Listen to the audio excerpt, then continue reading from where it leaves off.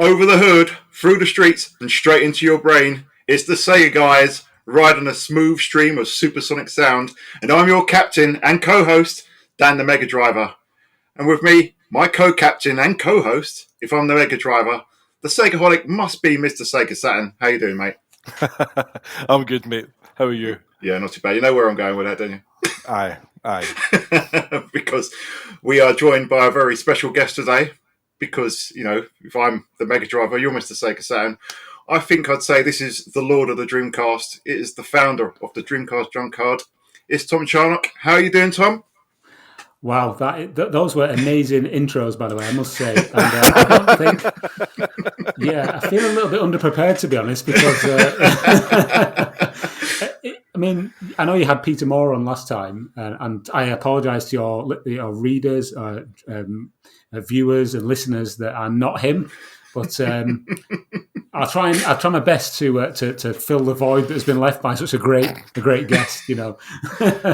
See, Tom's been ribbing me on WhatsApp, like basically saying that he's going to make sure everybody knows that it was him that was basically moved out the way to allow Peter to come on. So, you know, it's like... I think the worst thing about that is that whenever I actually told Tom that he was coming on, you actually jokingly said, "Oh, is that me going to get bumped out the way for him?" And then he came back. Sorry, just a minute. Somebody's turned up. It's Pete. He's on voicemail. I'm just with the Sega guys at the moment. Do you mind? Sorry.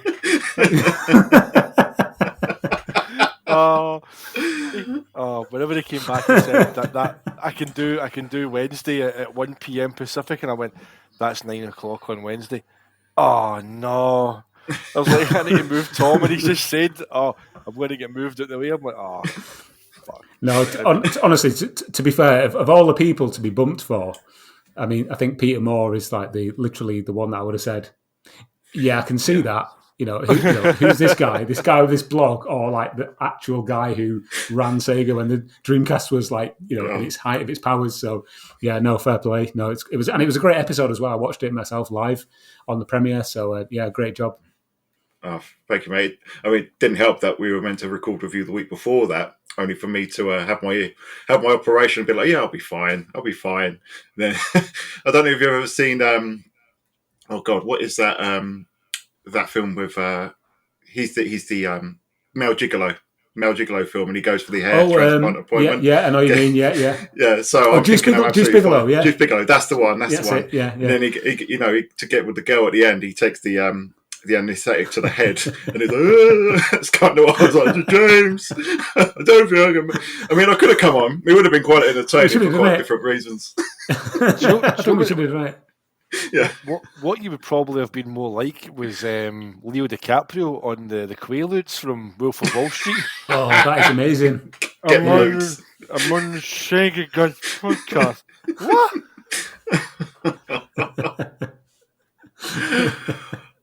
Oh dear. Right, I think we probably better get into some sort of structured conversation at least.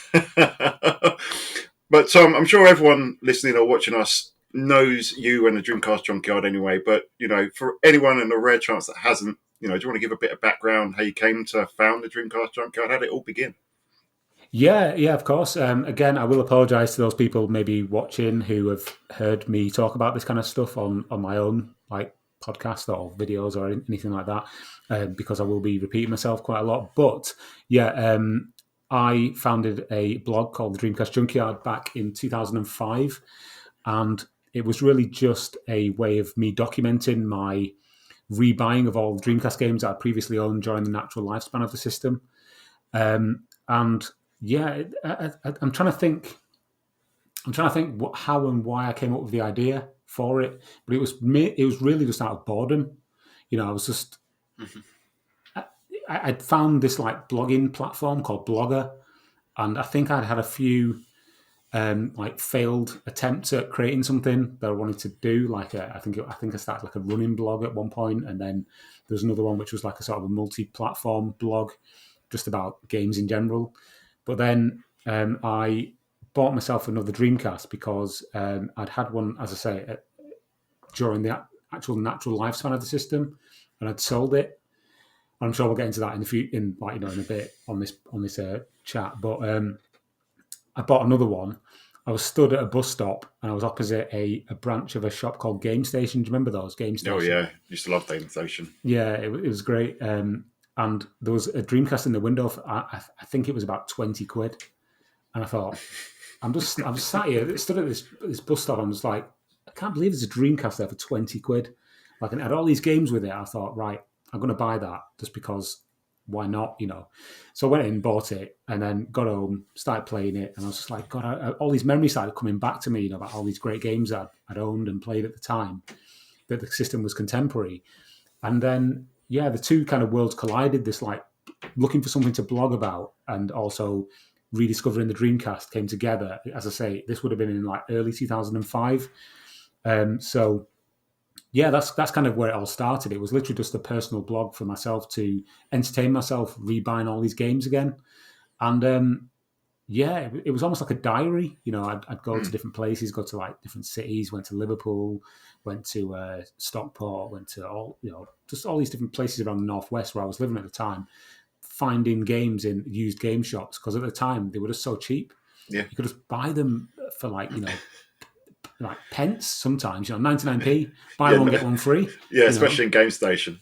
Yeah, exactly. So I just went on this like massive kind of, almost like a bender, like a Dreamcast bender, buying all these games and just like writing about them. And then eBay was in its kind of like in its infancy. So I was buying stuff off eBay, and then things just started appearing in the post. And I just started amassing this like, almost like a treasure trove of Dreamcast games in my room in the shared house where I lived at the time. And I've mentioned this before on other podcasts, but my housemate that I lived with at the time, another guy who was also called Tom, he basically christened my room the Dreamcast Junkyard because all this stuff was just arriving every day, and I would come back and I'd have these big stacks of games on the shelf just inside the door. And that's where the name came from. So I can't take full credit for the name of the blog, but it just kind of went from there, really. And, here we are in 2023, and Dreamcast Junkyard is, I'd like to call it a success. It's not like a big like financial success or something like that. It's just but a creative success. It's just a labour of love that's been going for this amount of time. So, that's the origin story, if you will. I mean, that's where it comes from. It grew arms and legs, and it's just just so widely recognised, respected, and often imitated, because there are other junkyards out there. So, I mean, you really should take pride in just how big it became, because obviously we're huge fans, as we said on the show we were on. Thank you. Long time listeners, first time callers. So No, you mentioned the other junkyards. The other junkyards came about because people who came on board to like write for the Dreamcast Junkyard decided to go off and do their own thing, and obviously asked me if it was fun. I'm like, I'm not this kind of great oracle. You do what you want, So you have things like, I think there are some defunct ones now. There was the Nomad Junkyard and the Game Gear Junkyard. I think the only one that's still currently going is the Sega Saturn Junkyard. Yeah. Which I'm sure you guys have seen, being huge Sega Saturn fans that you are. So it was never my intention to create this kind of brand, if that's the right term. But and even still to this day, it's not something that I don't go around telling people, "Hi, I'm Tom. I'm Tom from the Dreamcast Junkyard." You may recognise me from such reviews as It's literally just a passion project, a hobby that I do in my spare time. So, and it's not just me. I must say it's other people as well. And again, later on as we chat, I'll talk about some of the other people who contribute. But it's literally a labour of love and a passion project still to this day, 20 years later. So, yeah. And it's crazy the fact that it's like the kind of the rise of the junkyard as well. It's kind of met this kind of crossroads where like retro gaming's kind of coming up and up and up as well. So like more and more people are kind of like maybe yourself, like are kind of coming back to the Dreamcast and maybe rediscovering it. So they're going out there onto Twitter, on the internet, so they're finding a junkyard as well. So it's a kind of crossroads where this kind of rise in popularity and kind of retro gaming's kind of just hit you guys as you're coming up as well, and then it's just exploded. It's just, you guys are just like ubiquitous when it comes to Dreamcast, you know what I mean? So That's actually really, I never knew that about where the name came from. It's this like a slang term for basically your room being full of Dreamcast junk. So that's actually quite clever. Yeah, it wasn't even just games. It was like I was buying all sorts at the time. I was buying like different peripherals, like steering wheels. I bought. There was a period where I went through buying steering wheels for the Dreamcast, and they were at £1 each. They were £1 each and £1 for postage. So I had about 7 different types of Dreamcast steering wheel in my room, like Mad Catz ones and the official Sega one. It was just like my housemate was just like, mate, that's getting a bit out of hand, this, you know. and even to the point, actually, I forgot about this. I put a load of my stuff that I'd bought in the garage. We had a makeshift garage at the side of the house, and one we had a really bad period of rain where the roof just leaked. But I only found out this about a month later when I went in the garage to get some stuff that I'd bought from eBay, and it was absolutely completely sodden with water and completely damaged. So, but because stuff was that cheap at the time, we're talking 2005 here, I just went back on eBay and rebought it all for like literally for £1. You know, it was just like, oh, it's all right. It's only Dreamcast stuff. You know, it's only like a Mad Catz steering wheel. It's about £70 now or more. You know, so I mean, there's people nowadays whenever they get flood damage that they make a video about it and kind of e-beg to get people to replace it for them. You know, so. Yeah, that wasn't as you guys I'm sure know that back in those days in the early 2000s that wasn't required. Nobody wanted this stuff. It was just get it out of my shop or get it out of my house. You can have it, you know. Let's get it away from me. Oh, brilliant! But I mean, so where did your journey with Sega begin then, Tom? You know, what was your kind of your starting point with Sega? Wow, that's a deep question. So that's what we do here. We don't like to get you thinking. Yeah, no, it's a good question. So I was aware of Sega because obviously I was a gamer from a very young age. But my journey with actual gaming systems started with an Amstrad. I do have very vague recollections of we have me and my brother. We had this Tandy thing back in our very distant pasts, which was like a grey box that had like Pong clones where you could just like boop, boop, boop. And the thing that I remember the most about it was the fact that it had this massive black revolver with it where you could shoot this dot on the screen. And then that's my earliest memory of gaming. Fast forward a few years, we got an Amstrad for our birthdays. Me and my brother were twins, so we share a birthday. So we got an Amstrad for our birthday, and that was when I kind of really got into gaming. So it had like a tape deck on it, and we'd play things like Ghostbusters and all these like. There was a company called Amsoft in the UK that made these games with this character called Roland. So you had like Roland on the ropes and Roland in the caves, and they were absolute garbage. Do you know what I mean? Looking back, but it was just something to keep you entertained. And you put the tape in, and you'd have to wait like half an hour for the game to load, and then sometimes it wouldn't load properly, and it'd come up saying like syntax error on read error B or something. And it's like, oh my god. Anyway, we found out about this thing through my mum. My mum's boyfriend at the time was quite into gaming, and he had heard about this thing called the Mega Drive, this mystical thing. And we were like, oh yeah. And the first thing he said to me and my brother was, oh yeah, you can put, so the major selling point was you could put the games in and you didn't have to wait for it to load. And we were like, no. I don't, unless I see this with my own eyes, I do not believe this. Anyway, we went to a friend's house who had a Japanese Mega Drive. And they showed us this witchcraft, and we were just like blown away. Wow! And it was an import one because it had. The game was. It was a little man that looked like a floating bin. Is it Atomic Robo Kid or something like that? Does that ring a bell? Yeah. Do you know what I mean? Yeah. I had that on the Amiga. Yeah, it was that. That was the game that they had, and they also had Sonic the Hedgehog, obviously. And it was just mind-blowing to see this system, like, wow, look at this. You don't have to put tapes in it. You just play straight away. The graphics are amazing. So, yeah, I completely skipped the Master System because I was completely oblivious to it. I was only about 10 or 11 at the time. So, yeah, and then we got the Mega Drive for Christmas the following year. And it was just like, I'm fully invested now in Sega as as a platform, because it was the first thing that we really got that was a proper gaming system, and it was just from there onwards. Yeah, Sega all the way, to be honest. So what I take away from that is between the three of us, we've got the whole 8-bit trifecta. I was C64, James was Spectrum, and you had the CPC. Yes. You know what I mean? Yes. I was just sitting here thinking that it's like how often you get kind of British gamers of a certain age and they come on and their first memory is a game loaded off a goddamn tape.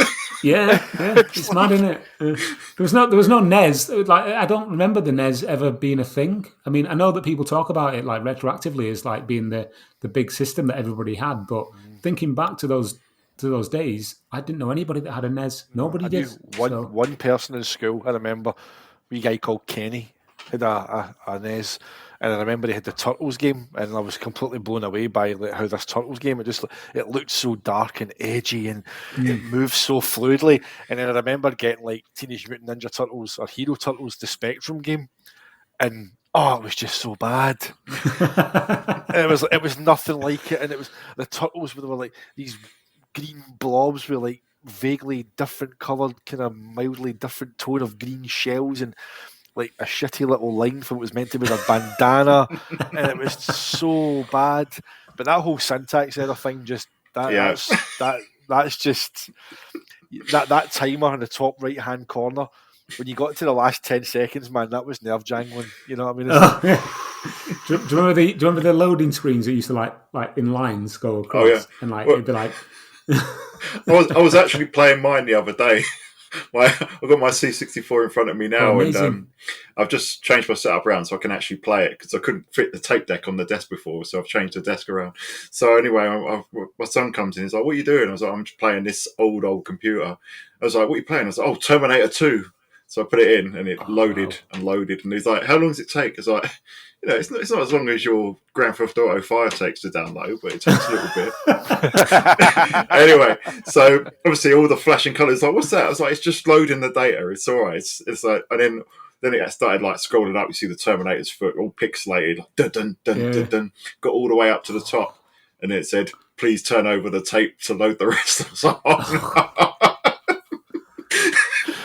See that's just like that Christmas as well. I've mentioned before to you, Dan, when I got RoboCop 2 for the Spectrum, and like my mum has says to me, it's the quietest Christmas day ever. It's the best Christmas day ever, because there wasn't a peep out you, because I sat behind the couch. I had a wee black and white kind of 14-inch telly. My Spectrum was hooked up to it, right at the very start, and I get this RoboCop 2.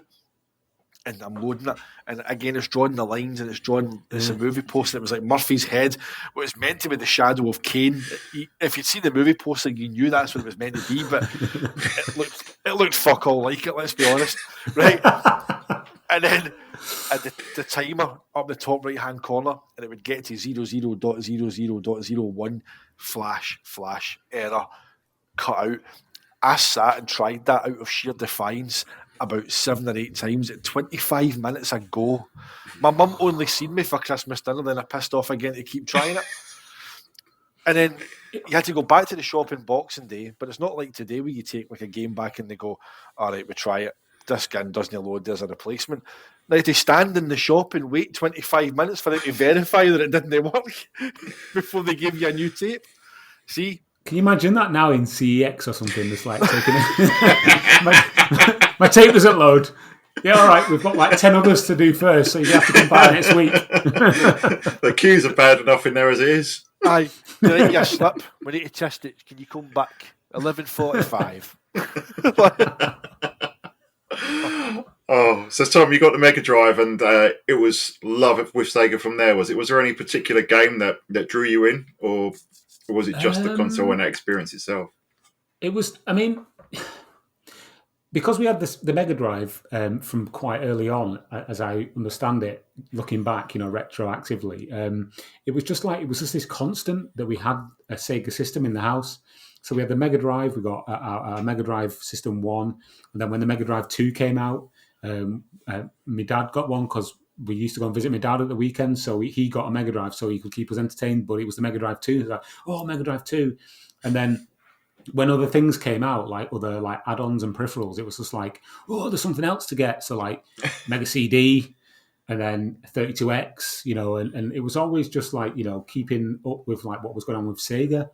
And through that, rightly or wrongly, in my mind, Sega was like the brand and the system to have, because all my mates had them, and it was just like, as you said earlier on, James, it was like, I know you were talking about something else, but it just made me think of this. It was like dark, edgy. You had all the blast processing kind of advertising. It was like seen as like the sort of this might sound really like sexist now in this current climate, but it seemed like the boys' console to have. Do you know what I mean? The teenage boys, young lads' console to have in the bedroom. You got Sonic. You got all these games like Alien Storm. You got football games like World Cup Italia 90. Do you know what I mean? It was just like, yeah. I was aware of other systems at the time. My sisters got a Super Nintendo for Christmas about 2 or 3 years later, but they never really played on it. And the only game they had was Kirby. So when I saw them playing it, I just associated the Super Nintendo with like as being like I know it sounds really bad, but like being like a girls' console, because that's the only game that we would get the Sega magazine. Me and my brother would get the Sega magazines, we'd get Mean Machine Sega and Sega Power and all that stuff, and they just didn't get anything, and they just weren't interested, and all they had was like Kirby. So we're just like, what was that? Do you know what I mean? We'd play on it occasionally, just like, this is a bit rubbish, really. It was only really when we had other friends that had Nintendo systems like the SNES that we like would borrow games off them and go, oh, let's see what we can play on this thing, because it's a bit different to the Mega Drive. And then the whole world opened up of like, Street Fighter and all the Super Mario games, and it was like imagine like having your whole mind set on one kind of type of film, but then suddenly finding like, I don't know, romantic, comedies or something, and you're like, oh, I'm going to explore all these other games. And so it was almost like an epiphany that there was this whole other ecosystem of different games.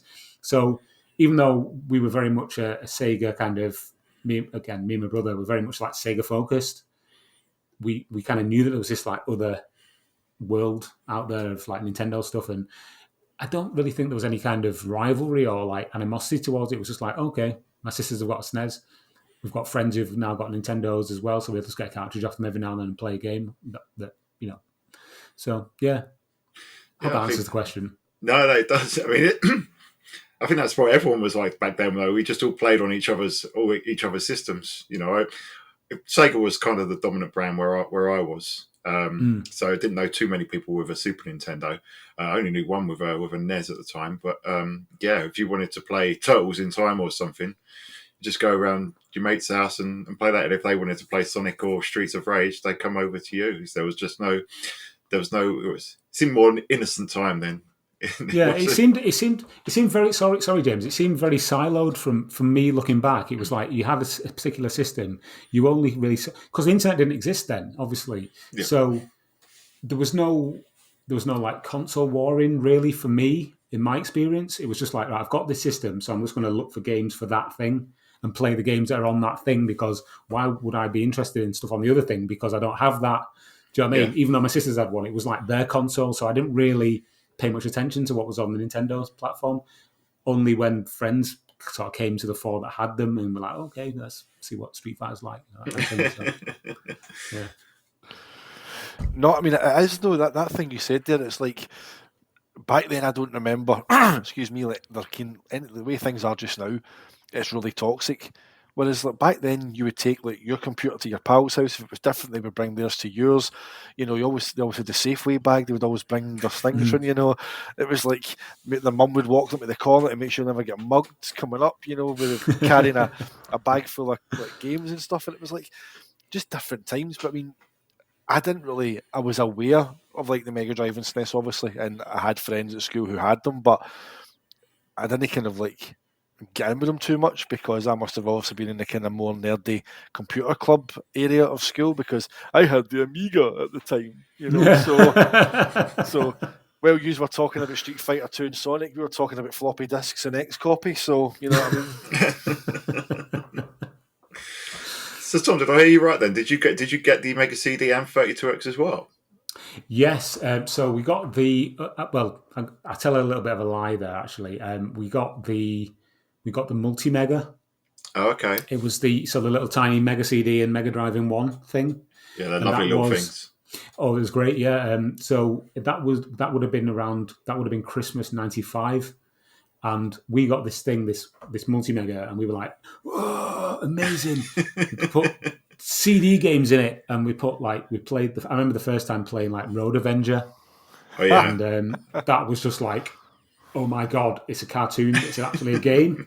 Like the fact that it's actually not really that interactive didn't really matter to us. It was just like, wow, this is like actual video footage in a game, like video. We had a couple of games where we had like things like there was one called Wonder Dog, which I remember for some reason. Sewer Shark, yeah, Star Wars Rebel Assault.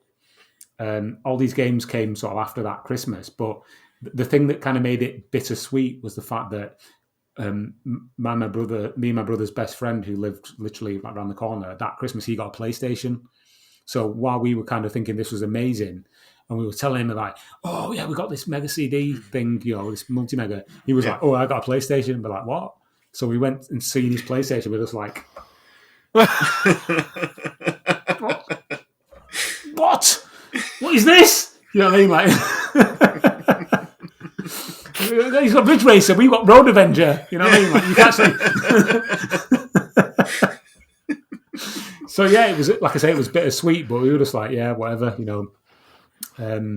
yeah, it was just what it was, So, but thinking back, my mum, she got what she could afford. I'm guessing they were selling multi megas cheap. Obviously, can you think about getting a multi mega cheap now? Wouldn't happen. No. At the time, multi mega cheap. It's probably like, oh, it's a Sega thing with a CD. She probably thought she was getting a Saturn, but didn't realise. Do you know what I mean? So, I actually think they were still thinking back. I don't remember them ever being cheap. Not up until the Saturn years.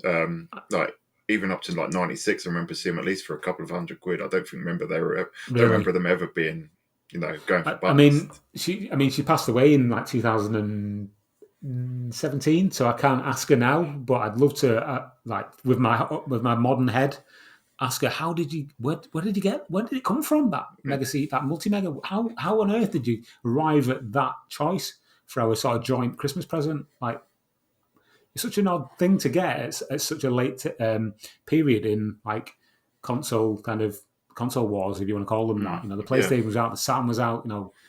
Why a Mega CD? It's just bizarre. Yeah. So yeah. We'll probably talk a bit more about Saturn later, but I think that does say a lot about where. Because at the moment, I'm listening to Sonic the Comic, the podcast, and they basically go through the comic, issue by issue. And one thing that's quite apparent is that they were massively behind the Mega CD and they were massively behind the 32X. And then when the Saturn came out, it just came out with like a whimper. But they were hugely promoting the Mega CD, and I think it's a case that the 16-bit era was still being heavily promoted. I mean, I know if you look at stuff like Console Wars and everything, Tom Kalinske wasn't keen to move into the 32-bit era straight away. So I think it's probably a case that it was still, a hot item. As I say, my memory is that they were still quite expensive to buy. So I imagine it's probably still quite desirable at the time. I remember I wanted one anyway. I do remember one of my overriding memories of having that system at the time was that I told people at school what we we'd got for Christmas, and they were like, "No, what? That doesn't exist. It's not. You wait a minute. Let me just break this down. So you've got a Mega Drive and a Mega CD console that you can also use as a personal CD player. What are you smoking there?" You know what I mean? So I was like, right. I took it into school and I was showing people, and I was like, "Whoa, what is like?" Nobody knew what it was. It was just like it was like witchcraft again. It was just because that's how I'm sure that is really kind of like a testament to how bad Sega's kind of advertising was for those systems. Like nobody knew what it was. I'd never seen one before. Opening that thing on Christmas morning, that particular day. And it's only with hindsight now as an adult in 2023 that I realise how uncommon that system was and how kind of sought after they are in the current year. So yeah, should I tell you how that system kind of met its end? Yeah, go on. This it still galls me to this day. I wanted to play the multi-mega on the TV in the living room. My brother wanted to play it on the TV in our shared bedroom. Because I pestered him so much, he picked it up and threw it at me. And as I saw it coming towards me, I moved out of the way. It hit the wall behind me and exploded. And so that was the end of the multi-mega. Oh, So, God. Yeah. Shocking. Wow. I mean, I thought tripped on it, maybe stood on it, hoovered it off or something. Yeah, but he threw it at me. So, yeah. As if 1,000 collectors suddenly all screamed out in terror. Aye. Suddenly silenced. If Tom's multi-mega is the SEGA's version of Alderaan at this point in time. Jeez, that's cruel, mate. Honestly, that's just... Oh, dear. Yeah, shocking. But, Oh, dear. Yeah. But there you go. I think we've talked to consoles a little bit, but Tom, was there much experiences of arcade games, of Sega arcade games? What were your first memories of those, or what were your favourite memories of Sega arcade games? Okay, so yeah, this is another good question because growing up, I don't remember having a lot of experience in arcades. The only arcades I really ever saw were like gambling arcades, like where people just played like for money on like fruit machines and stuff. Because where I lived in Manchester, in like sort of inner city, I grew up in a place called Mosside, which is quite a sort of what's the word? Deprived area. It was at the time anyway, in sort of like the 80s and 90s. And there weren't any arcades. I only kind of really learned about arcades, as I grew up a bit later. The one real memory that I do have of an arcade, or a proper arcade, was when we went on holiday one year to a place called Prestatyn in North Wales. And it was like it was either a Butlins or a Pontins or one of those kind of holiday park kind of places. And they had the only thing to do on the holiday park. It rained incessantly, by the way. I must say, we were there for a week.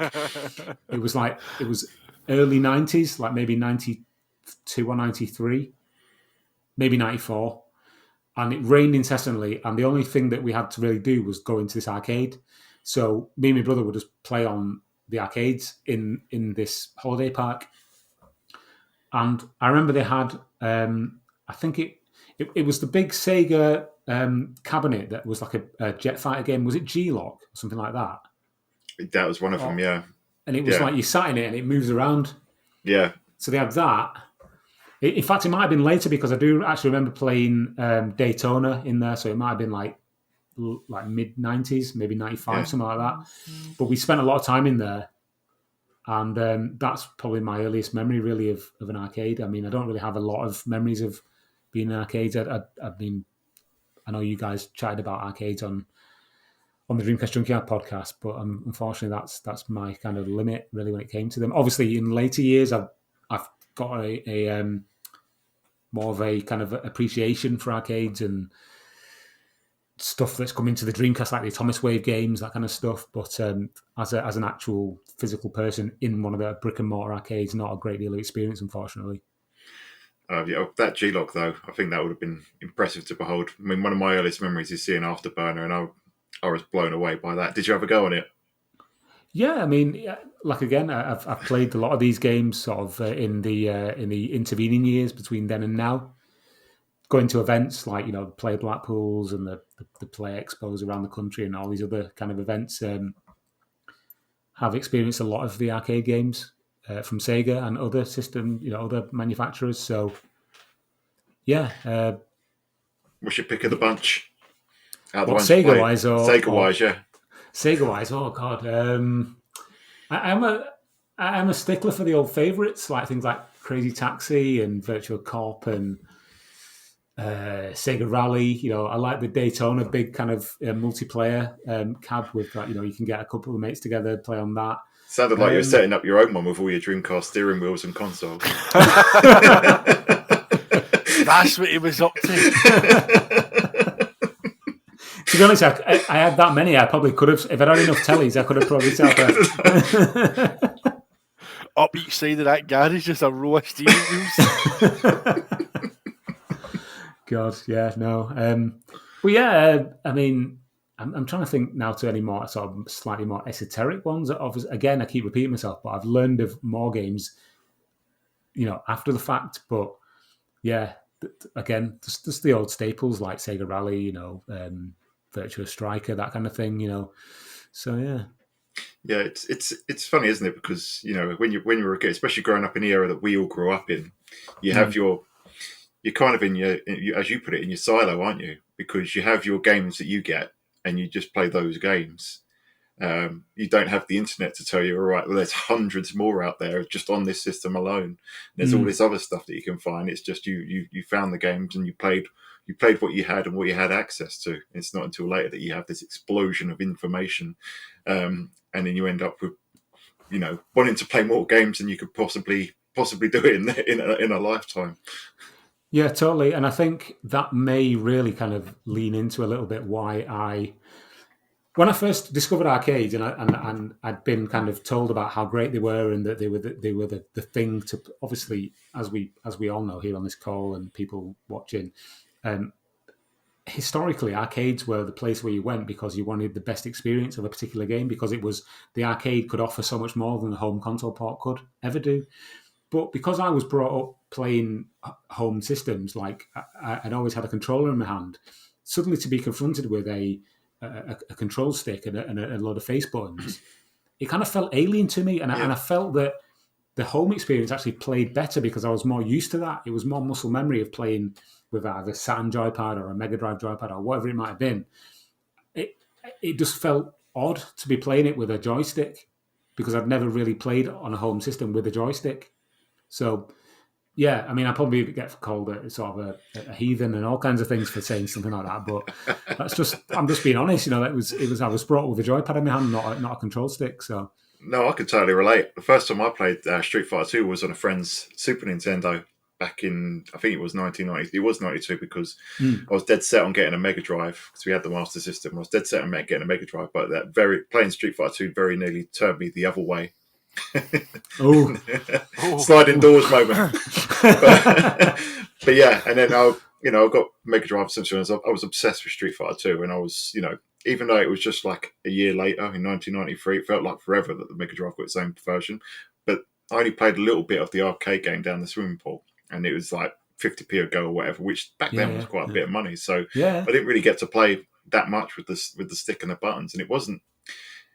I was like you, Tom. I was always used to playing with the pad. I was like, I can't play with this stupid stick and stuff. It wasn't until like 2009, 2010 that I started getting into Street Fighter 4 in a pretty obsessive way that I actually got quite used to using the fight sticks. But no, I can totally relate. Arcade sticks felt wrong to me for the longest time. I mean, that just goes to show you how ubiquitous and how ingrained Street Fighter 2 became, because you played it at a swimming pool. I played it for the first time at a Burger King. Or maybe a Wimpy at the time. It's a Burger King. Oh, Wimpy! A Wimpy in Glasgow Central Station. It's now a Burger King. They've never moved it, but it's just evolved. But that was the first time I seen it. I also remember I played Street Fighter 2 Champion Edition at Deep Sea World. Like, why is there a Street Fighter 2 at Deep Sea World? There's some fish. There's a shark. There's Street Fighter 2. You've literally just unlocked a memory in my, literally locked really far back in my sort of deep recesses of my brain. I remember one of the places we used to go as a school trip was an ice rink in a place called Altrincham on the outskirts of Manchester, and in the corner of this ice rink they had it was a Radmobile. Wow. With a Sonic, with a Sonic swinging, and I just remember seeing that's Sonic. Why is Sonic in this racing game? And just watching it in like a tracked mode. But yeah, and it was literally. I don't think I ever played it because I just didn't have a 50p to put in it. But every year we'd go back there, and I used to always see this Radmobile cabinet with the Sonic swinging, and it was just, you've just literally unlocked that memory for me. So, thank you, James. There you go. How often did we stand just watching the track modes? We had that 50p. I remember that Radmobile track mode and watching the demo so many times and just being like, I've spent all my money on Virtua Cop already. The thing is, though, back then, you could get a can of Coke for 30p, so it's 30p for me can of Coke or 50p to play Radmobile. It's a tough choice, it is a tough choice, but Yeah, if you played Radmobile, you got the best. You did get the best choice, really. I think get a packet of Space Raiders for 10p and a Panda Pop for 15p. Instead of change. Yeah. How old are we, by the way? Ancient. Well, let's tick off all the signs. We've had Wimpy playing games in fish and chips shops, loading games on tapes. What else? I'll give you another one. Right? My wife. This is a total tangent. Right? We love tangents on here, right? My wife said to me the other day, if it was last week, she says, "James, do you ever remember getting a golden cup?"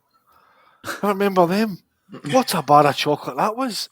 Like, see, a Friday night, if your mum bought you a golden cup, mate, you'd made it. That was the pinnacle of your treat. It was like. It was like, I think it was Nestle that might have made it, right? But it was like it was like the Willy Wonka like bar of chocolate. It was like a slab. It was like a beautiful caramel inside a milk chocolate, but it came in this wrapper, the most extravagant gold wrap. It was like the golden ticket. So, on a Friday night, if your mum took you to the shop, right, you can have anything. The golden cup. It was like. And I'm like, and just like Tom said, I'd unlocked that kind of Radmobile ice rink memory. My wife just, I was having flashbacks. It was like, if it'd been like a sitcom, you'd have seen like, it'd be like, oh, James been taken back in time to like this little corner shop where I got this golden cup on a Friday night. I'm getting like images in my mind of like you like stood in front of that golden idol, Indiana Jones, like golden cup, putting the stand on the thing, like. Oh, brilliant. Superb, man. Honestly, we are sold. Yeah, it's good to reminisce. It is. I love the YouTube analytics where you look at what our audience is, and it's just all people. It's all males our age, male, female. It's like 100% male. 100% was it between 35 and 49? 35 and 49 or something. Men who remember the Chewits advert with the big dinosaur. I like to chew it. He's got it. Oh man! Oh dear. Right. Oh, that's what you get when you're talking about old games, eh? Speaking of which, Tom, you probably know this, but we do a thing called My Favourite Sega, where we ask for favourite console, favourite game, favourite music. And we're not going to put you through that. You're finding too many. You're far too interested in finding more interesting things to ask you. But I just thought we normally have a little segue into a musical segment. So I do a quick fire one. Favorite console is obviously the Dreamcast. Is it a Sega console or any console? Favorite Sega console. Yeah, I think it would be the Dreamcast. Yeah, but followed very closely probably by the Saturn. Oh, yeah. It's a revelation. Oh, I haven't really spoken about the Saturn on this chat yet, but I mean, hopefully we will. We're going there. Yeah. It's got its own section. Yeah. But favorite console, the Dreamcast, closely followed by the Saturn. But I thought, leading us into this musical interlude, what is your favorite piece of Sega music? Putting you on the spot now. Yeah, there are a lot of really good tracks from the Dreamcast era, and I have used this one in the past. But I think my favorite track of all time from any game on a Sega system has got to be Jack's theme from Headhunter. It's a Richard Jacks track, and it's just chef's kiss. It's got everything. It's got the build-up. It's got the orchestral kind of crescendos. It's almost like if you could get a John Williams, is it John Williams who did the Star Wars music? Yeah. If you could get him to do a Dreamcast tune that obviously isn't Star Wars, it would be that track, Jack's theme from Headhunter.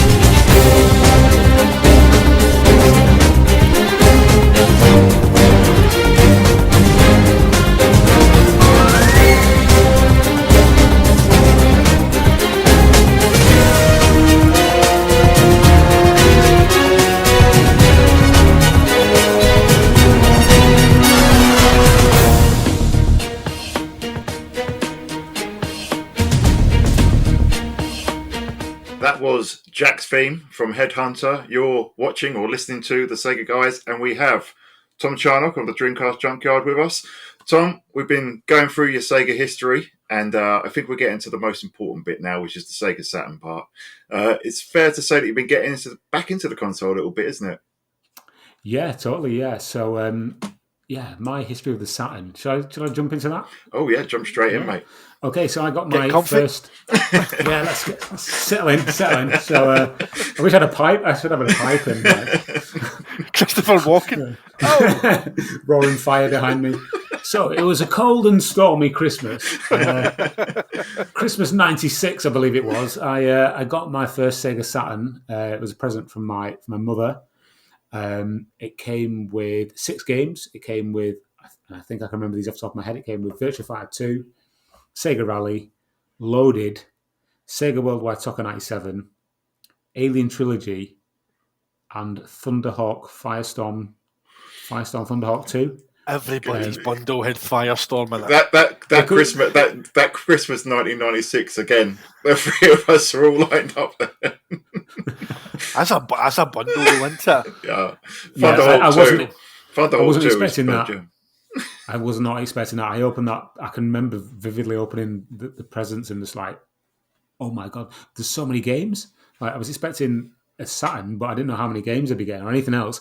And I also got it was meant to come with 2 controllers, but for some reason the second controller wasn't included. But it did come with a Sega Saturn steering wheel. So all of the 2-player games, when me and my brother were playing it for the first week or so before the shops reopened after Christmas, player 2 had to use the steering wheel as the controller.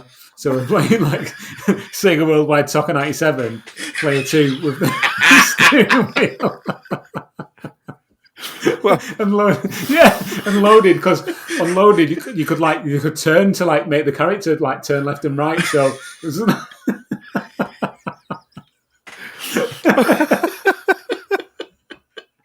but yeah, man, it was amazing. It was a revelation because I had friends who'd come over and literally that Christmas, friends would come over to the house and we would just play Sega Worldwide Soccer for hours because it was so good. It was such a good game. It was just as I keep repeating the word, it was a revelation. It was so much better than anything we'd played previously on the Mega Drive. So that was my introduction to the Saturn, Christmas 1996. It just kind of reignited my love for Sega systems, really. In fact, I've got my current Sega Saturn here. This is the one that I bought several years ago. This is my... Look at that beauty. Yeah, my Gen 1. It's even got the fan sort of things on the side. This is the one, James, that you sent me your PSU for, that I installed so I can put a standard UK plug adapter into. It was a great year. I only had it for about a year because I was one of them kids who I had to get the next thing that came out. I needed to get the next thing that was like the height of technology. So the following year when the N64 came out, literally at the end of that year, I got rid of my Saturn and got an N64. And it was only after about a week that I realised how much of a mistake I'd made. Something that I did again a few years later when I got rid of my Dreamcast and got a PS2. Realised about a day later that I'd made a massive mistake. But just going back to the Saturn, it was a phenomenal year that I had with it the first time because I'd had since that first year I had a Saturn. I had multiple other systems after the fact. It was just a wild ride of getting fully immersed into 3D games, and having these rivalries with PlayStation owners at school, and I can distinctly remember going because I got the Sega Saturn at Christmas '96. My birthday was in March the 4th. The N64 released on the 1st of March, I believe, in 1997. And I can distinctly remember going into Manchester, where I lived at the time. And the N64 was the big thing. And I went into a branch of Game in the Manchester Arndale. And the Sega Saturn section was so small and sort of scrunched into the corner. And it was all about the N64. It was all Mario 64, demo units and all this kind of thing. And the game I remember picking up was a game called Robotica, which was a first-person shooter. I was just desperate to play something like Doom on the Saturn, but obviously Doom wasn't out then. So I got the thing that appealed to me the most, which was Robotica. And I just remember getting it home and just thinking, this is a bit naff. Do you know what I mean?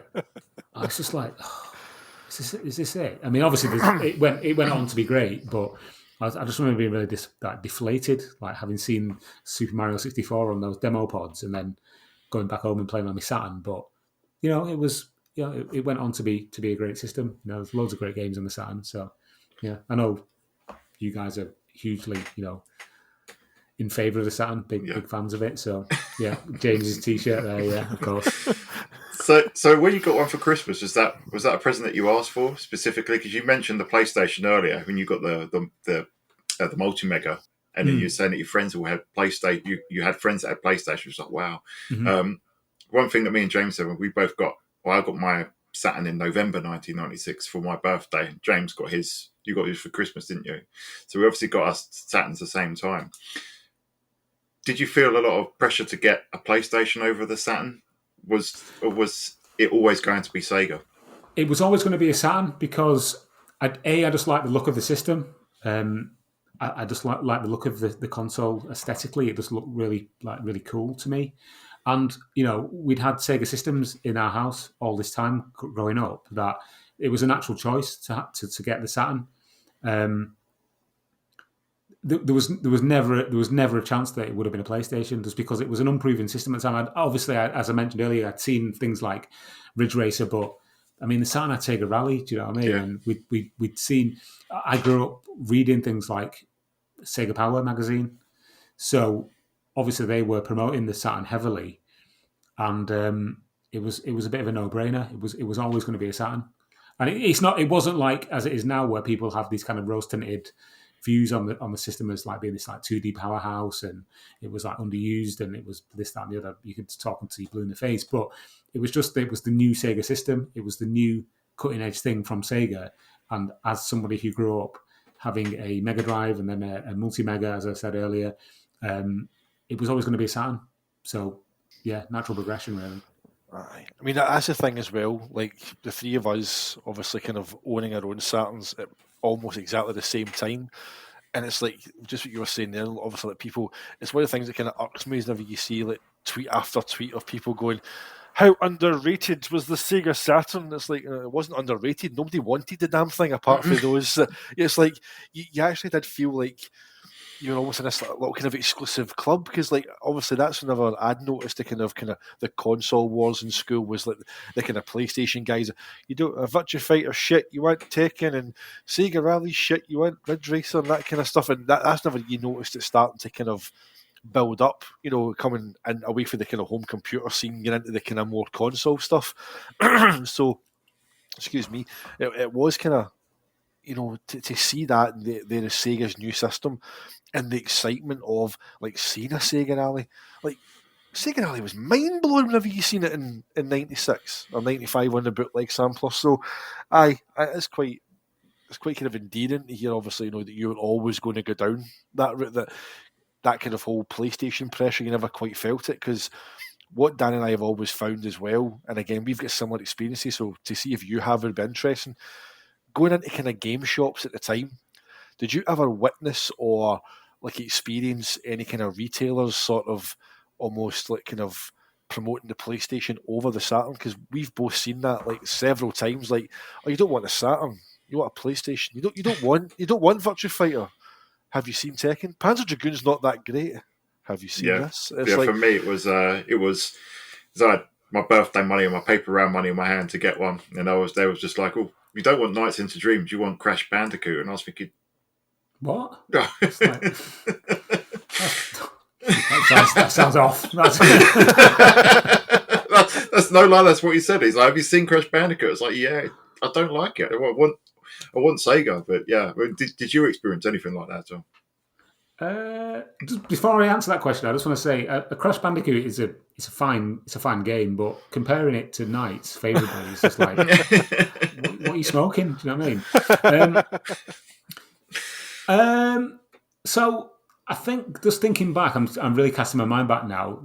One of the enduring things that I do remember is the fact that whenever you would go into a shop, the Saturn section was always like treated as if it was like the poor man's kind of gaming aisle.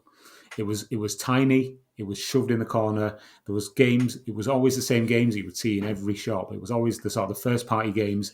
All these weird and wonderful third party games that were constantly coming out for the Saturn were either just not there, or you had to like get them specially ordered. Yeah, I do remember that. And while I can't remember specifically speaking to somebody in a shop who badmouthed the Saturn to me, I do have a story, 2 stories in fact, which are secondhand from, of all people, my mum. Because when I was at school, my mum would say, "Oh, I'm going into town." Like she would always say to me, "Do you want me to take any of your games to like sort of swap them or anything?" Because she used to go take them into town for me. I know it's weird, but I'd say, "Oh, Mum, can you take this game?" I remember asking her to take Virtual Hide because it was crap. Take Virtual Hide and just get me anything, like swap it for anything.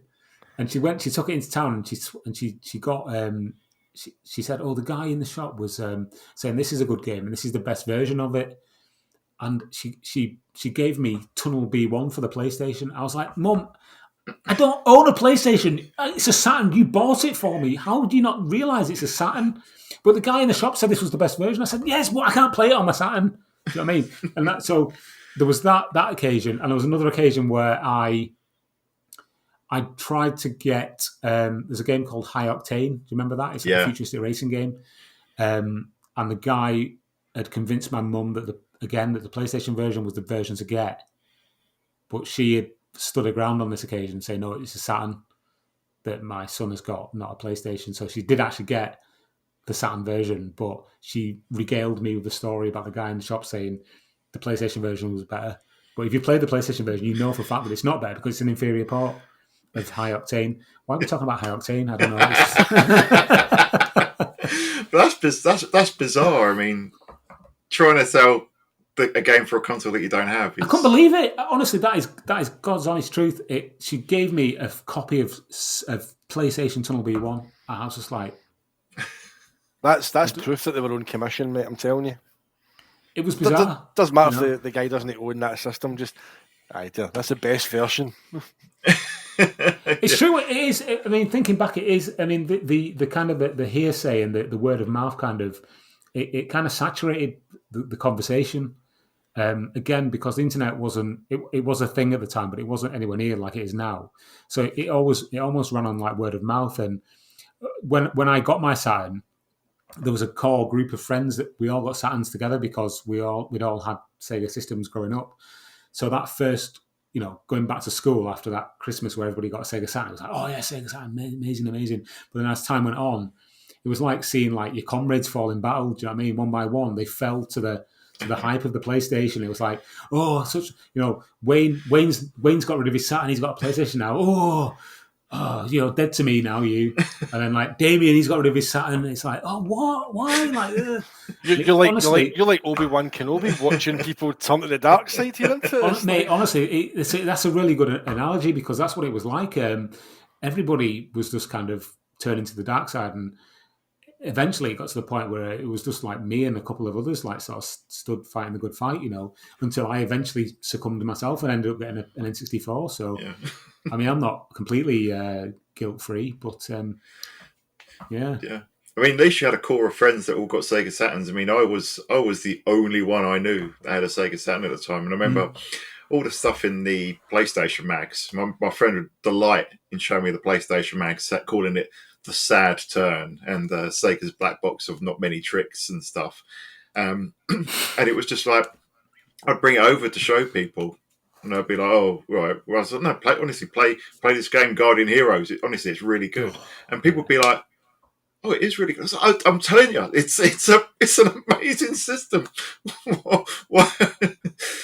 But my story like that, my story similar to that was when a couple of friends came over to mine to play on the Saturn. They came over to play Worldwide Soccer, but I put Knights on just to show them. Literally, that game took over. It was like people the next day at school was like, "Oh, Tom, what's that game called we play at your house?" It's amazing. It's like you're flying around and it's just like, yeah, and it's like there was people was just like talking about nights because I'd showed it to a couple of friends at my house the night before. It was great. Yeah, we did a better job, I think, in our kind of our kind of friend circles of promoting the system as Sega ever did. It's like. Yeah, I remember seeing it. I remember the first time I saw a Saturn advert. It was Sonic R. Yeah, and that was quite late in the Saturn's lifetime, and I think I'd already got rid of my Saturn by that point. But I just remember being like kind of a little bit sort of taken aback by the fact there was actually a Sega Saturn advert on TV, on like actual primetime TV. yeah. And I was just like, that's weird. I've never seen a Saturn advert on TV before. I only ever seen the Saturn advert, the launch one with Daytona, with Valkyrie. I seen that once. Like, whenever I kind of came across it again on YouTube years and years later, and it again with Tom, that it just kind of like triggered something in the back.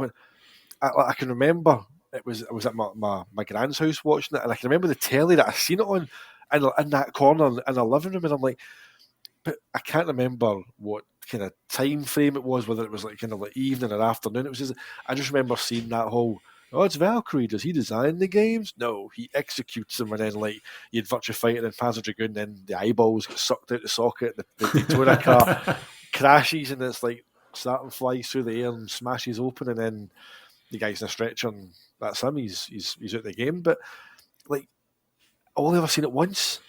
No. So like, it was such a great advert. I just don't understand why there was no like put it on during Gladiators or. I don't know. Put it on prime time. At least that was a decent advert. I remember the Knights one, and the Knights one it was on a few times, and I remember seeing it. The Sega Saturn logo and the footage, and I was thinking, Sega are actually pushing this one, and it was borderline incoherent. You've seen that Simpsons episode of Cross of the Clan. There's that clip where he's got the cigarette in his mouth and goes, "What the hell was that?" That's what I felt like afterwards. So no wonder no one's buying it. This PlayStation is this marketing juggernaut. This nailing this. It's so cool, and it was just the most oddball advert. I was just thinking, no one's going to buy this on the back of that. No, I know I was a teenager at the time. Yeah, God no, I can't remember that one, to be honest. That must have slipped past me, but yeah, it was lacking, wasn't it? Let's be honest. The advertising for the Saturn, it was just non-existent, really, was it? It was outside of the like specialist kind of press, or those like us who went searching for things like Saturn Power or this official Sega Saturn magazine. It was just, where was it? But it felt like. Did it feel to you like that you were part of like some sort of secret club, that you knew that this thing was amazing, but no one else appreciated it? I don't know. Yeah, yes and no. I mean, yes, in the fact that we had all these amazing experiences that other people kind of were almost ignorant to, because they were more interested in playing the sort of the mainstream games, if you want to call them that. But also a little bit sad because I would also get like multi-format magazines like Games Master at the time. And I'd be flicking through, I'd be like, oh, what are the latest Saturn games? And there'd be like 2 reviews, and it's just like, there's more games than this coming out. So I'd have to rely on the actual Saturn-specific magazines to get my actual news fix. So it was almost like the mainstream gaming press had a part to play in not promoting the Saturn as much. And if there were games on both systems, it would always be the PlayStation version that got reviewed, like things like World League Soccer or Tomb Raider or whatever they might have been. It was never the Saturn game that was given the sort of the limelight. It was always the PlayStation version. It was just like, but this is on my system as well. Why can I not get the news that I want? Don't get me started on Games Master. I'm convinced they had it in for Sega. I mean, when they gave Sonic, I've hated them ever since they gave Sonic the Hedgehog 2 65% or something back in 1992. I've had several rants about. I haven't posted in the blog for a while, but there's several blog posts where I have little rants about them. And they gave Sonic 2 65%. They gave Street Fighter 2 like a lower score than the SNES version, and then like you say, Tom, they largely ignored the Sega Saturn. We see and VG were actually really good to the Saturn. I found, but like games like World Wide Soccer got that high 5 perfect score from them. But a lot of the press, like you say, just had it in for it. If all just weren't interested, the PlayStation was the cool thing.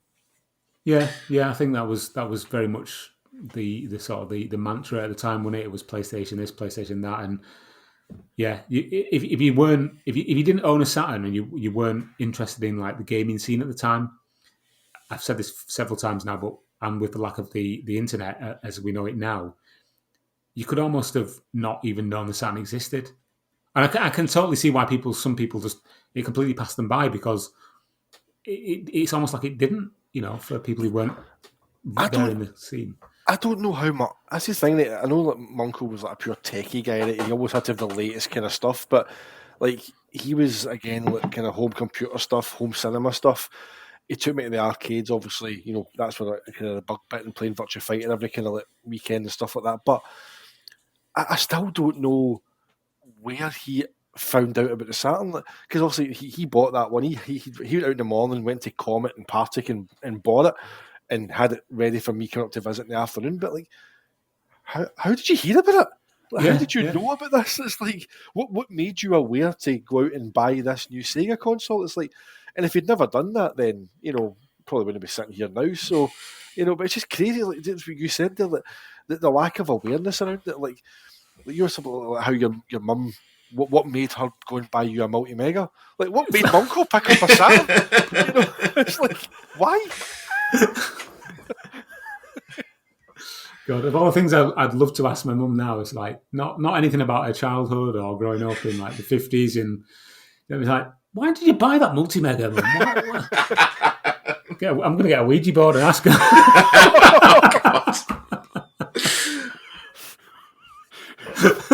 Oh, if the lights start flickering, I'm out of here, by the way. Tom, what are you playing on your Sega Saturn now? Then, now that it's restored and that you're able to play your that sleek little Japanese number you got there.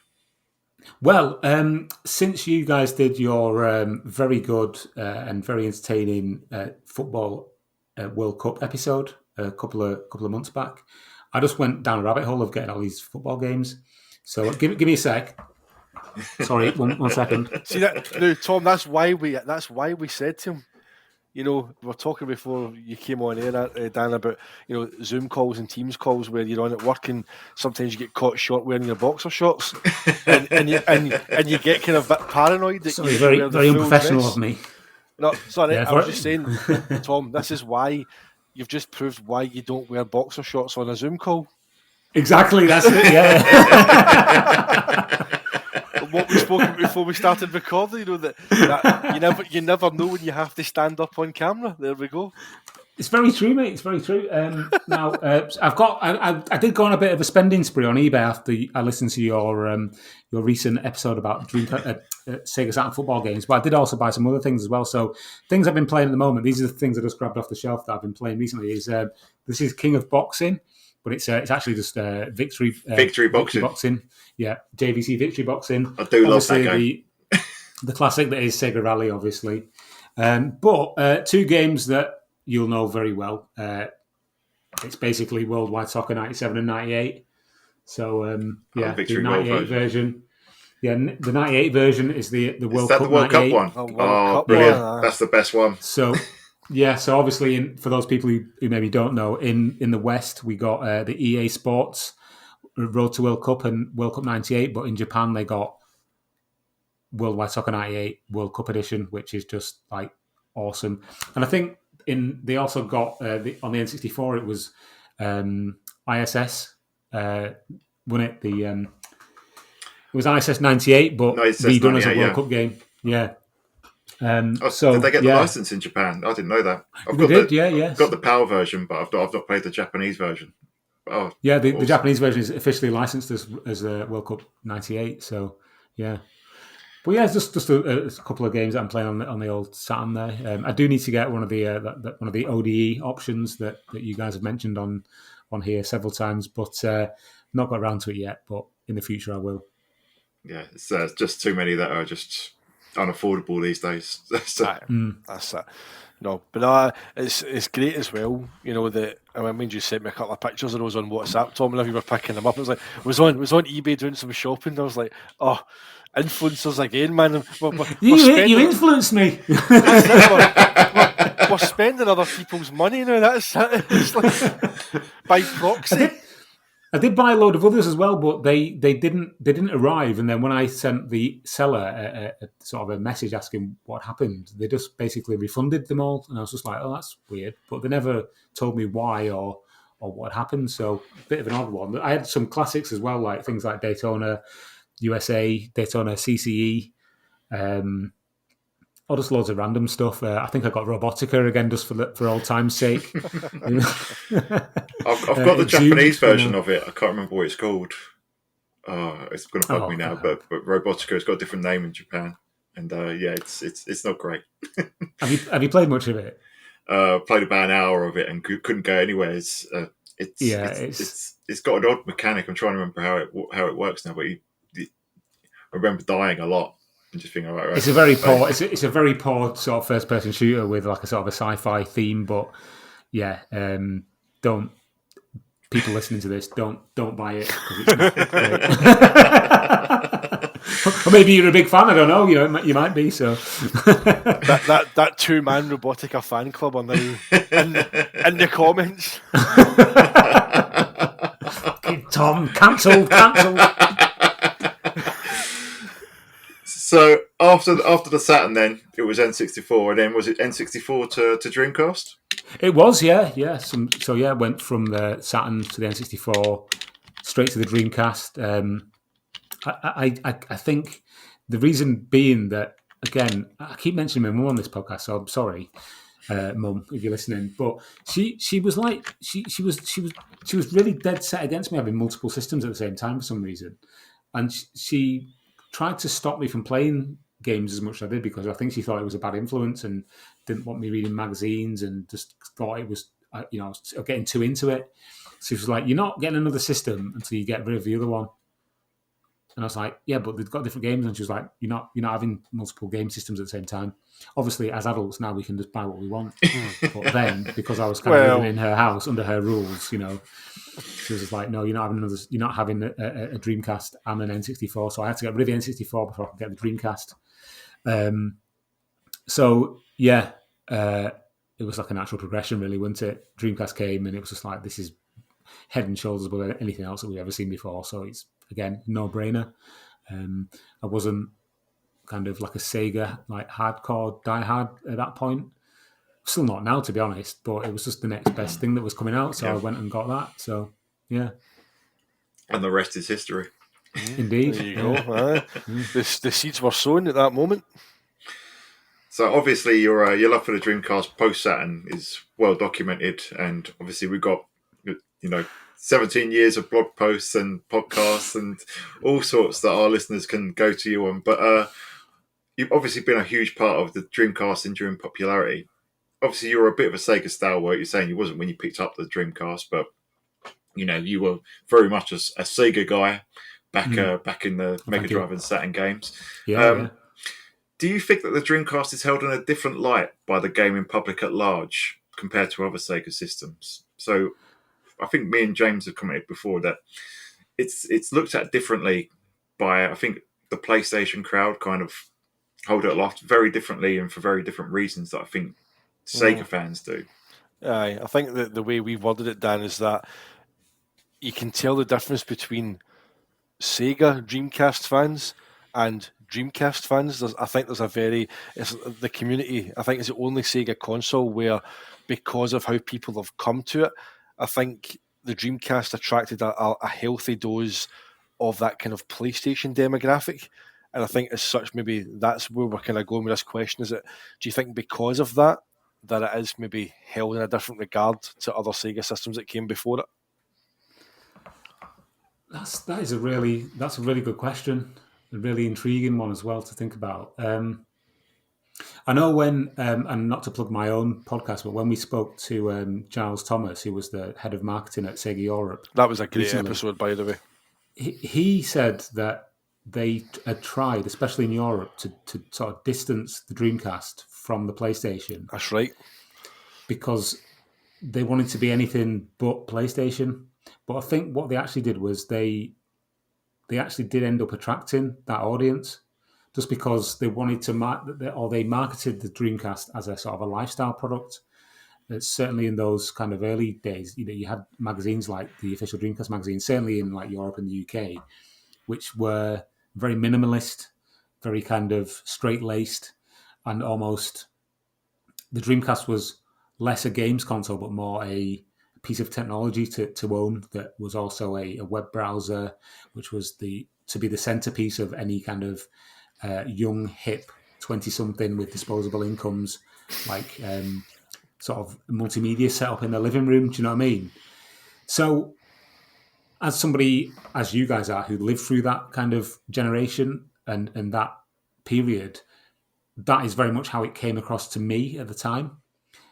With hindsight, a whole new generation has come to the Dreamcast, and it's interesting the question you ask about. Do you think it's seen in a different light?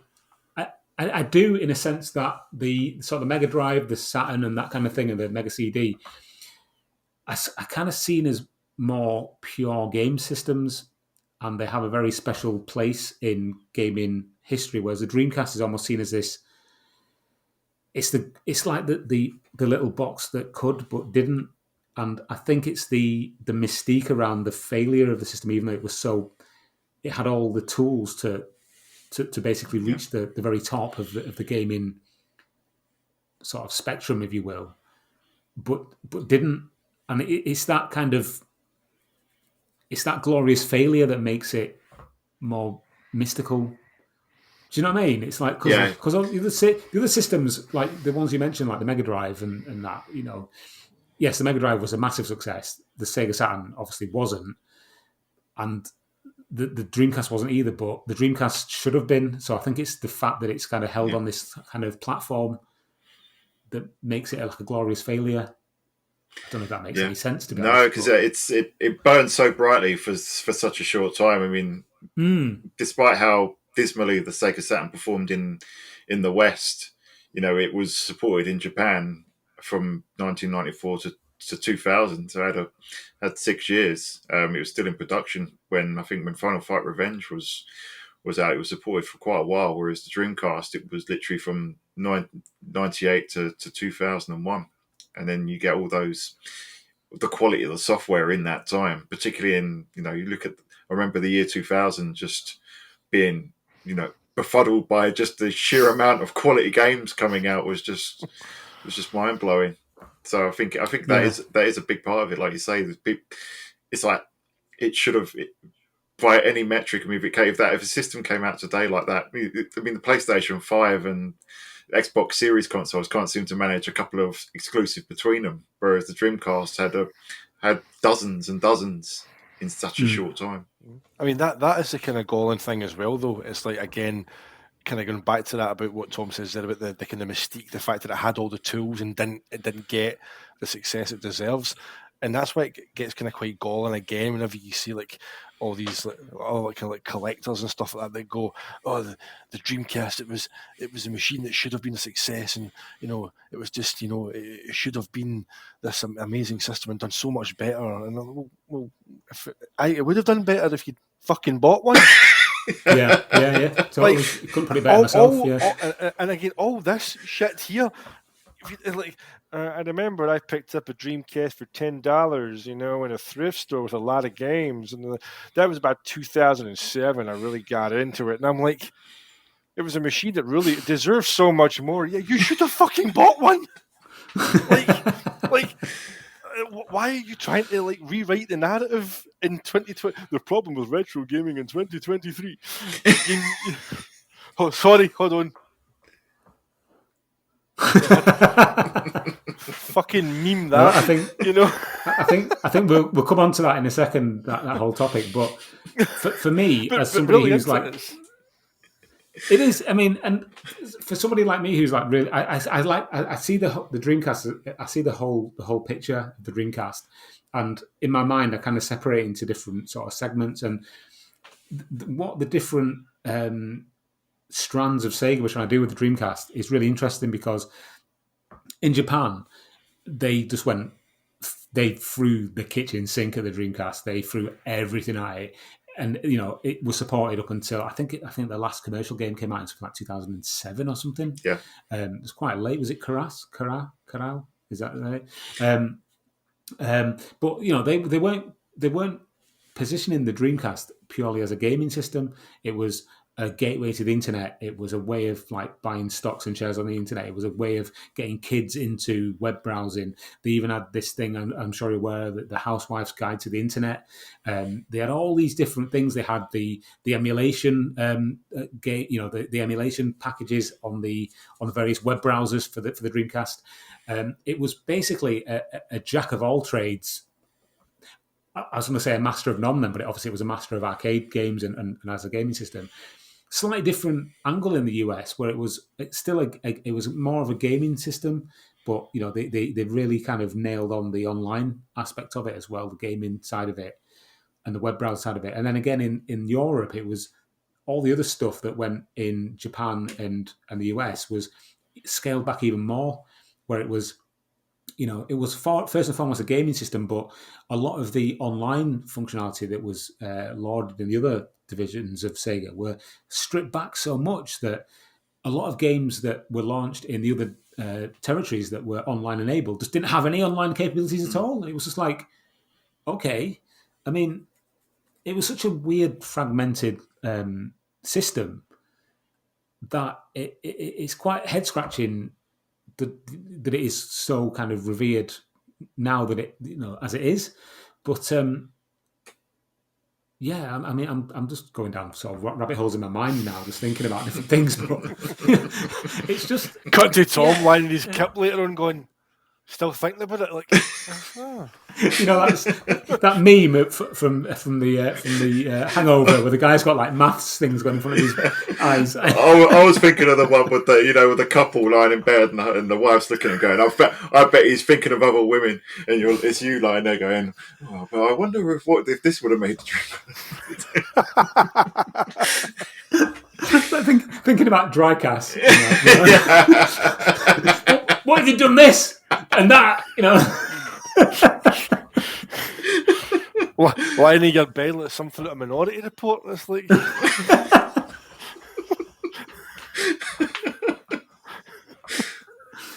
no, Peter,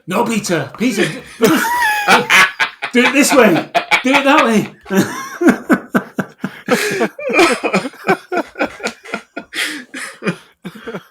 Oh, brilliant. Oh, superb. But so I think post DC now, post Dreamcast then, Tom, obviously, as we said, Dreamcast met an early end. And I know we were talking about this during the musical break, but now it's time to choose, those two questions around post Dreamcast. First of all, what console did you go to play games in general, but play your Sega games, I guess, is what we're interested in.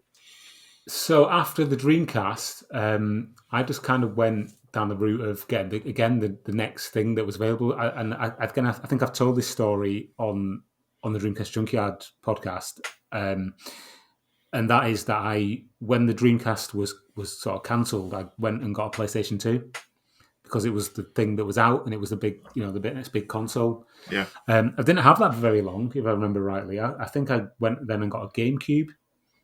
And then because the GameCube was like really cheap when it launched, it was like 129 quid. And it was the next thing, it was the next new thing that was out. So I was like, I'll get a GameCube. And then from that, I went and got the Xbox. So I just kind of went on this kind of cycle of getting the next console that came out until I eventually landed back on the Dreamcast when I started the Dreamcast Junkyard. So yeah, and since then, since that fateful day in early 2005, I've always had the one constant in my life has been a Dreamcast. All the other consoles have come and gone, the Xboxes and the PlayStations and the Nintendo Switches and all the other things have come and gone, whereas the Dreamcast has just been a constant. Not the same Dreamcast because they die so easily and you have to buy another one to put a power board in or a GD-ROM drive or a motherboard. Me and James, we've spoken about this multiple times about how flaky the Dreamcast is as a system. The hardware is just poor. I could just say Galvatron now. It's a pity you Dreamcast die so easily. Well, I would have had some kind of satisfaction now. There's in my house there is a cupboard that is full of Dreamcast bits and pieces, so that when a system dies, I can just go and put my hand on. Right, I need a GD-ROM drive.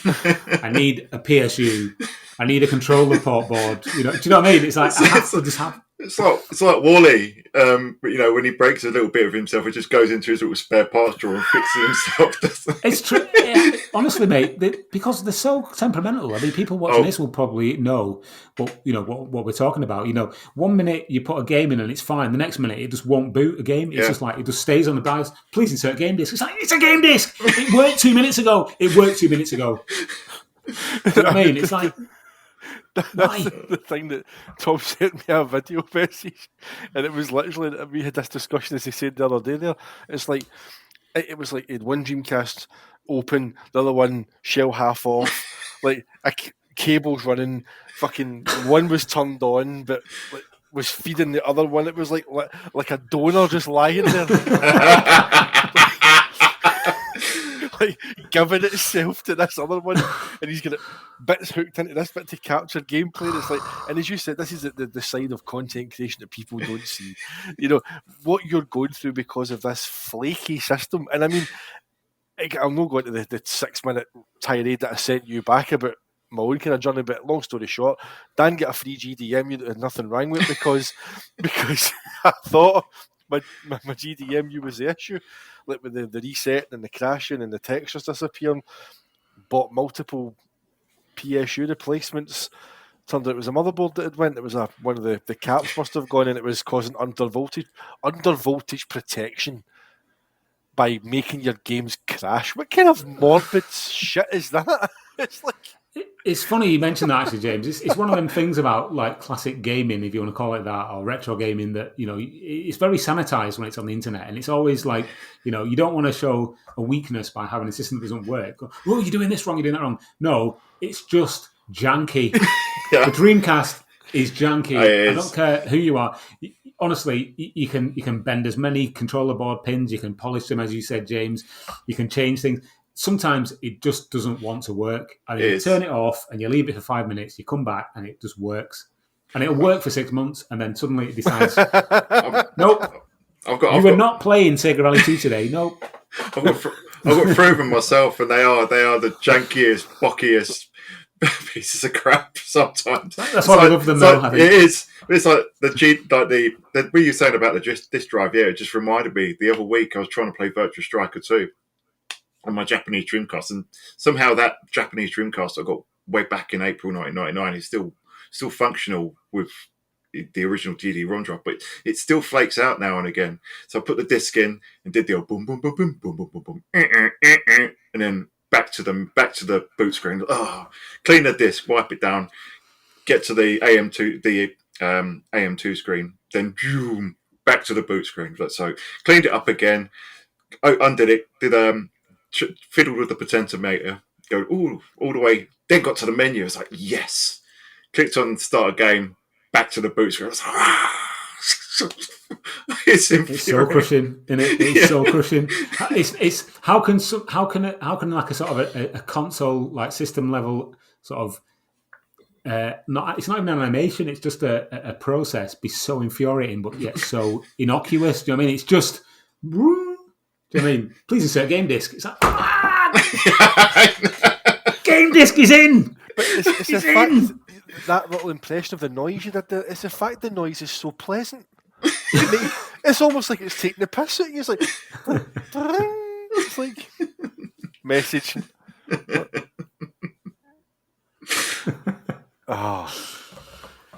We love it, but it's just such a janky system. We love it. We love it because it's janky.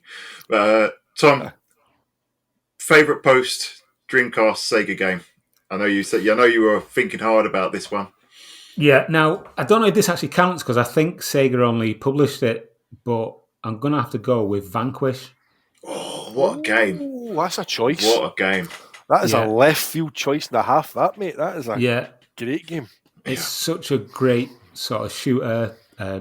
Robotic mech style sort of, you can sort of slide around on your knees. Yeah. It's just like, I remember the first time I saw that, I was like, is this real? Like, and I remember when I first started playing that would have been, I've actually got it up here on the screen here. It's so 2010 I was still in the Royal Navy at that time, and I was sharing a room with a colleague.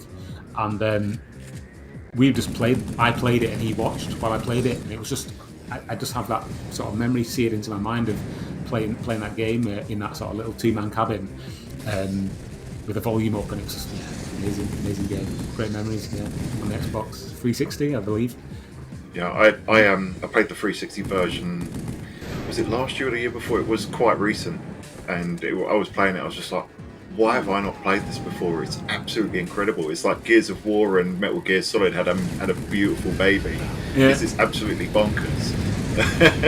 one of the best things about it as well, the boss fights are so intense, but yet they're so logical. You can see how you have to beat the boss. Do you know what I mean? And it's down to you. This is a cliche, but and people say this a lot. I've heard this a lot, but it's not really ever the game's fault. It's your fault if you die. Yeah. Do you know what I mean? Because it's such a technical masterpiece. Was it re-released? Did you say it was? It got a re-release on modern consoles. Yeah, so it got a re-release on PlayStation 4 and Xbox One, and obviously they're both backwards compatible. I think you can play them on 4K on the Pro and X consoles. I'm not sure, but yeah. Well, probably worth picking those up. Along with Bayonetta as well. I'm a massive Bayonetta fan, and yeah. Trust Sega to bring out. You compared it to Gears of War meets kind of like Metal Gear Solid, but I mean the fact that the guy's literally a robotic tobogganist. You want to get the next bit. Yeah, it's so good. It's definitely a Sega game though. I mean, it's like Bayonetta. Even though Platinum developed Vanquish and developed Bayonetta, it's a Sega IP. So even though Sega are basically absolutely nothing to do with Bayonetta 2 and 3, if you look at the Bayonetta trailers and all the Bayonetta legal information, it's all got copyright Sega at the very bottom. So, like a little tramp stamp.